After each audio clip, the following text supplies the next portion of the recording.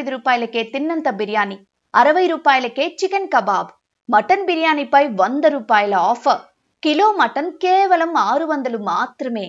ఇలాంటి బోర్డ్స్ చూసి నోట్లో లాలాజలం ఊరి పుష్టిగా లాగించేస్తున్నారా? పెళ్లిళ్లలో, ఫంక్షన్స్ లో బోటి బావుందని, తలకాయ కూర అదిరిందని, కోడి పలావ్ కుమ్మిందని లొట్టలేసుకుంటూ తింటున్నారా? అలా అయితే మీరు హాస్పిటల్ బెడ్ మీద పడికేసినట్లే.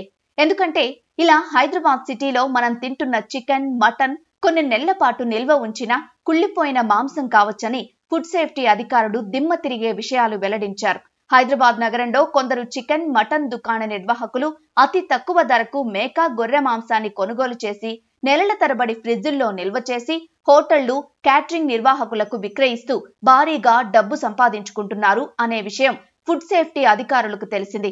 అసలు ఇంత తక్కువకు మాంసం ఎలా వస్తుందో, ఎక్కడి నుంచి వస్తుందో, వీటి వెనక ఎవరున్నారో తేలుద్దామని నగర టాస్క్ ఫోర్స్ బృందాలు కొన్ని మాంసం దుకాణాలపై వరుస దాడులు చేశాయి. కేవలం వారం వ్యవధిలో సుమారు 20 టన్నులకు పైగా కుళ్ళిన మాంసాన్ని స్వాధీనం చేసుకున్నారు. ఈ క్రమంలో అధికారులకు కళ్లు బయలు కమ్మే వాస్తవాలు తెలిసాయి. సిటీలోని కొన్ని ప్రాంతాల్లో, ఎక్కువగా సిటీ అవుట్స్కట్స్ లో మొత్తం 50కి పైగా మాంసం నిల్వ చేస్తున్న స్థావరాలున్నట్లు గుర్తించారు. అక్కడి నుంచే చాలా హోటల్స్ కి, ఫంక్షన్స్ కి ఈ మాంసం రవాణా అవుతున్నట్లు తెలిసింది. గత 4-5 ఏళ్ల నుంచి నిర్వాహకులు వేలాది టన్నుల మాంసం ఇలా అమ్మినట్లు సమాచారం. కేవలం హైదరాబాద్ కి మాత్రమే కాదు, తెలంగాణ, ఏపీ, ముంబై ప్రాంతాలకు కూడా ఎగుమతి చేస్తున్నట్లు అధికారులు కనిపెట్టారు. ఇన్ని టన్నుల మాంసం ఎక్కడి నుంచి వస్తుంది, ఎందుకు తక్కువ ధరకు దొరుకుతుంది అనే విషయాలను ఆరా తీశారు అధికారులు. ఈ దర్యాప్తులో విస్మయం గొలిపే విషయాలు వెలుగులోకొచ్చాయి. నార్త్ నుండి ఈ మాంసాన్ని దిగుమతి చేసుకుంటున్నట్లు ప్రాథమికంగా నిర్ధారించారు. ఉత్తరాది రాష్ట్రాల్లో మాంసాహారులు గొర్రె, మేక మాంసంలోని మధ్య భాగం ఎక్కువగా తింటారు.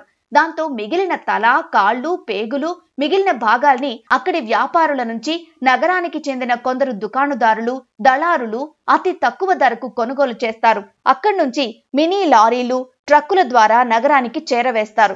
నగరానికి అధిక శాతం కాశ్మీర్ నుంచి మాంసం అక్రమంగా దిగుమతి చేసుకుంటున్నట్లు పోలీసులు నిర్ధారించారు. ఇలా నెలకు 200 టన్నులకు పైగా మాంసాన్ని నగరానికి చేరవేస్తున్నారు. మాంసం వాసన రాకుండా ఉండేందుకు వెనిగర్, ఇతర రసాయనాలు ఉపయోగించి పాడవకుండా ఉండేందుకు 4-5 నెలల వరకు ఫ్రిడ్జ్ లో నిల్వ చేస్తున్నారు. హోటళ్లు, క్యాటరింగ్ వాళ్ల నుంచి ఆర్డర్ రాగానే దాచిన మాంసాన్ని సరఫరా చేసి సొమ్ము చేసుకుంటున్నారు.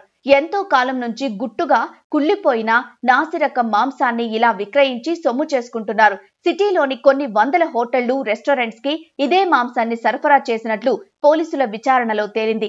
అలానే పెళ్లిళ్లు, ఫంక్షన్స్ లో మటన్ తప్పనిసరి. దాంతో కక్కుర్తి గల క్యాటరింగ్ వాళ్లు ఈ కుళ్ళిన మాంసాన్ని తక్కువ రేటుకే కొనుక్కుని వాటినే ఆ ఫంక్షన్స్ లో వండేస్తున్నారు. ఇలా సిటీలో దాదాపు 50కి పైగా స్థావరాలున్నట్టు టాస్క్ ఫోర్స్ అధికారులు గుర్తించారు. ఈ విధంగా మంగళ్ హాట్, బీర్పుర, చత్రినాక, చాంద్రాయణగుట్ట తదితర ప్రాంతాల్లో నిల్వ ఉంచిన మాంసం గురించి నగర టాస్క్ ఫోర్స్ పోలీసులకు సమాచారం అందగానే తనిఖీలు నిర్వహించి 100 టన్నుల మాంసాన్ని స్వాధీనం చేసుకున్నారు. మిగతా వాటి మీద కూడా రైడ్స్ జరపడానికి అధికారులు సిద్ధమవుతున్నారు. ఈ మాంసం దందా కేవలం హైదరాబాద్ కే పరిమితం కాలేదు. ముంబై, విజయవాడ, విశాఖపట్నం, నెల్లూరు తదితర ప్రాంతాల్లో క్యాటరింగ్, మాంసం దుకాణదారులకు ఇక్కడి నుంచే సరఫరా చేస్తున్నట్లు సమాచారం. నార్త్ నుంచి కిలో 100-200కే మటన్ తెచ్చి ఇక్కడ 400 నుంచి అమ్మేస్తున్నారు. కేవలం మటన్ మాత్రమే కాదు, చికెన్ విషయంలో కూడా ఇదే దందా నడుస్తోంది. ఆరోగ్యం బాగోలేక చనిపోయిన వేల కోళ్లు చాలా తక్కువ ధరకే కొని వాటిని కూడా హోటల్స్ అండ్ ఫంక్షన్స్ లో విక్రయిస్తున్నారు. ఒకేసారి కొన్ని వందల కోళ్లని కొంటే చాలా తక్కువ రేటు పడుతుందని వాటిని బల్క్ లో కొనేసి కట్ చేసి నెలల తరబడి నిల్వ చేసి ఇలానే అమ్మేస్తున్నారు. అందువల్ల మాంసం కొనే విషయంలో, తినే విషయంలో 1కి 2 సార్లు జాగ్రత్తలు తీసుకోమని అధికారులు హెచ్చరిస్తున్నారు.